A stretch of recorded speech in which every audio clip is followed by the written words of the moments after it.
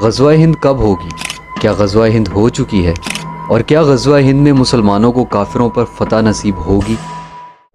غزوہ ہند جہاد کی ایک پروفیسی ہے جس کا ذکر کافی احادیث میں بھی ہو چکا ہے، اور ان احادیث کے مطابق نبی کریم صلی اللہ علیہ وآلہ وسلم نے برِ صغیر پاک و ہند میں مسلمانوں اور کافروں کے درمیان ایک جنگ کی پیشن گوئی کی تھی، اور اس جنگ میں اللہ مسلمانوں کو فتح نصیب فرمائے گا۔ تو غزوہ ہند سے متعلق جو ہمیں پہلی حدیث ملتی ہے وہ حضرت ابو ہریرہ رضی اللہ تعالیٰ عنہ سے مروی ہے، اور اس حدیث کا مفہوم کچھ یوں ہے۔ نبی کریم صلی اللہ علیہ وآلہ وسلم نے ارشاد فرمایا کہ اس امت کے لشکر سندھ اور ہند کی طرف بھیجے جائیں گے، اور حضرت ابو ہریرہ رضی اللہ تعالیٰ عنہ فرماتے ہیں کہ اگر مجھے کسی ایسی تحریک میں شامل ہونے کا موقع ملا اور میں اس میں شہید ہو گیا تو میرا شمار بہترین شہیدوں میں سے ہوگا، اور اگر میں غازی بن کر واپس لوٹا تو میں ایک آزاد ابو ہریرہ ہوں گا، ایسا آزاد ابو ہریرہ جس کو اللہ تعالیٰ نے جہنم سے آزاد کر دیا ہوگا۔ اس حدیث کو امام احمد بن حنبل رحمۃ اللہ علیہ نے اپنی کتاب مسند میں لکھا ہے، اور شیخ احمد بن شاکر رحمۃ اللہ نے بھی اس حدیث کو صحیح قرار دیا ہے، اور اس کے علاوہ نعیم بن حماد رحمۃ اللہ علیہ نے، جو کہ امام بخاری رحمۃ اللہ علیہ کے استاد تھے،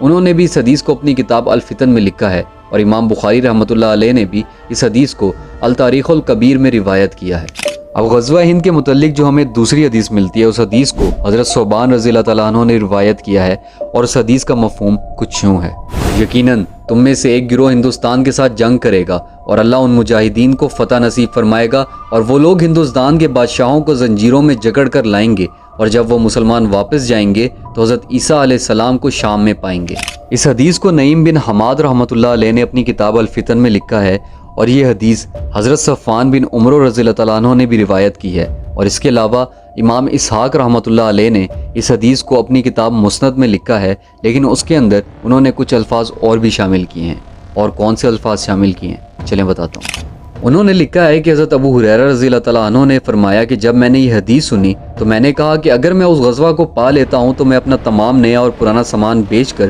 اس غزوہ میں شامل ہوں گا، اور جب اللہ ہمیں فتح نصیب فرما دے گا تو میں واپس آؤں گا، اور میں ایک آزاد ابو ہریرہ ہوں گا جو شام جائے گا اور حضرت عیسیٰ علیہ السلام سے ملے گا، اور اے اللہ کے رسول صلی اللہ علیہ وآلہ وسلم، اس وقت میری یہ خواہش ہوگی کہ میں حضرت عیسیٰ علیہ السلام کے پاس جاؤں اور ان کو بتاؤں کہ میں صحابی رسول ہوں۔ تو نبی کریم صلی اللہ علیہ وآلہ وسلم مسکرا دیے اور فرمایا بہت مشکل،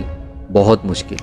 غزوہ ہند کو لے کر علماء کرام کے 3 الگ الگ کانسیپٹس ہیں۔ وہ 3 الگ کانسیپٹس کیا ہیں چلیں بتاتا ہوں۔ غزوہ ہند کے متعلق کچھ اسکالرز کا ماننا یہ ہے کہ غزوہ ہند کی پیشن گوئی پہلے ہی پوری ہو چکی ہے جب مختلف مسلم حکمرانوں نے ہندوستان پر حملہ کیا تھا، جیسے کہ محمد بن قاسم، محمد غوری، احمد شاہ ابدالی وغیرہ۔ لیکن دوسری طرف کچھ علماء کرام کا یہ ماننا ہے کہ غزوہ ہند پاک و ہند میں مسلمانوں اور کافروں کے درمیان جتنی بھی جنگیں ہو چکی ہیں اور جتنی جنگیں ہوں گی سب کی سب غزوہ ہند کا حصہ ہیں۔ اب غزوہ ہند کو لے کر جو ہمیں 3rd کانسیپٹ ملتا ہے وہ یہ ہے کہ غزوہ ہند ابھی ہونی ہے، اور غزوہ ہند حضرت امام مہدی کے زمانے میں لڑی جائے گی، اور اس وقت مسلمان پوری طرح سے کافروں پر غالب آ جائیں گے۔ اس کے علاوہ ایک صوفی اسکالر اور پوئٹ نعمت اللہ شاہ ولی نے بھی اپنے ایک قصیدے پیش گوئی کے کچھ اشعار میں غزوہ ہند کا ذکر کیا ہے، اور کہا ہے کہ دنیا کے چاروں کونوں سے مسلمان ہند کے خلاف اتحاد کریں گے اور ہندوستان کو دریائے گنگا تک فتح کریں گے۔ غزوہ ہند کب، کہاں اور کیسے ہوگی؟